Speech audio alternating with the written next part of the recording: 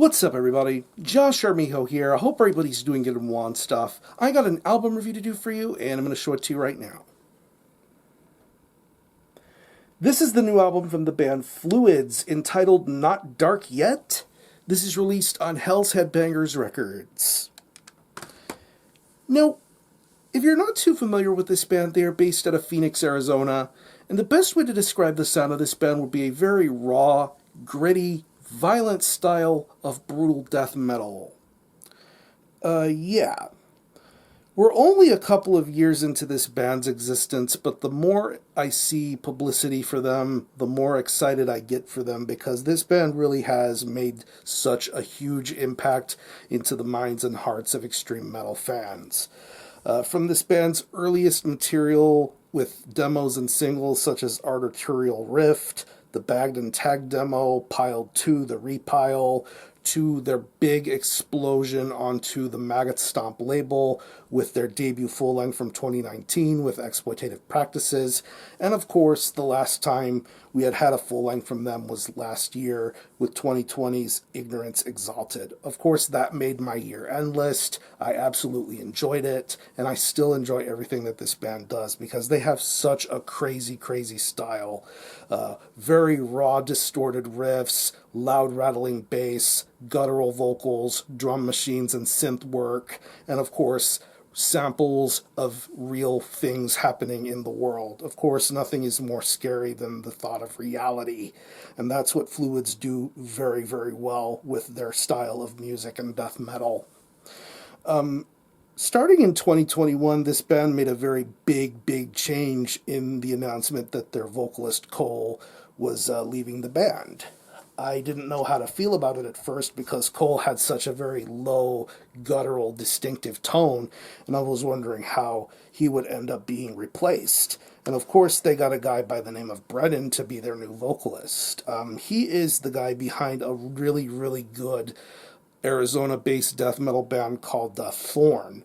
I would highly recommend you check that out if you're into death metal with bits of doom and sludge added to it. He got to display his vocal chops with Fluids on the split with Oxidized Razor from the beginning of 2021. And his vocal style is very good. A lot more decipherable and understandable, but still very powerful and very well executed. I liked his vocal work. I liked his work on the songs that were on that split, and I was very optimistic to hear how he would work with a new full-length from Fluids. And now moving later into this year, we have the third full-length from Fluids entitled Not Dark Yet. Of course, they're on a brand new label with Hells Headbangers Records, so there's going to be more opportunities for exposure and some publicity. But yeah, going back to Not Dark Yet, it's 10 tracks, and it clocks in at around 36 minutes in length. And this is easily the longest Fluids album to date, but it's definitely the smartest Fluids album to date. The most grown Fluids album to date. But pretty much what stays very high and relevant here on this album is this band's formula. The formula of the samples, the guitar and bass work, the drum and synth parts, and of course the vocals, all wrapped up, done very well, and executed very well too.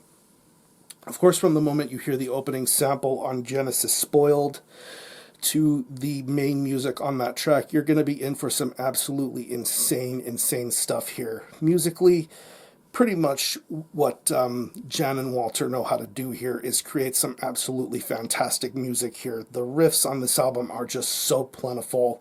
I mean, you hear it on songs like the aforementioned Genesis Spoiled, but later songs like Empathy Shed, Integrity Fabled, Mercy Gelded, which I should also mention that all these songs are two-word song titles now, not just one-word song titles like previous Fluids releases have been. It's something a little different this time, but yeah. The riffs are absolutely killer. A lot of great rattling and distorted flair coming from these riffs. It is just phenomenal. I love the solo that's in the middle of the song in Humanity Reviled. I love the guest solo spot from Shaun of Boethia on that track. Really great solo on that track. But for the majority of this album, it is just absolute sick distorted riff after sick distorted riff. The bass work on here is very good too. Very pummeling and rattling. And when it joins together with the guitar playing, I think it is absolutely phenomenal. I love the guitar and bass work here. When it comes to the drumming, it's the typical sort of Fluids drum style. You have the drum machine and the drum patterns.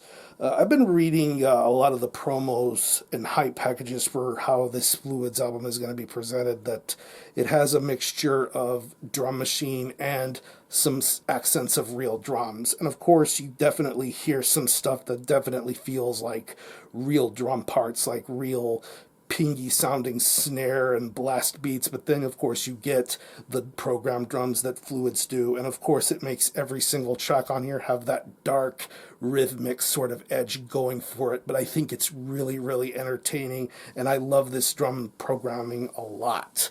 And it also goes without saying, the synth work on here is even better than ever. Of course, you can't have a Fluids album without synth work and of course real samples, and I think the inclusions of the synth work and the samples work out extremely well here. I absolutely love and adore the synth work on here. It is phenomenal.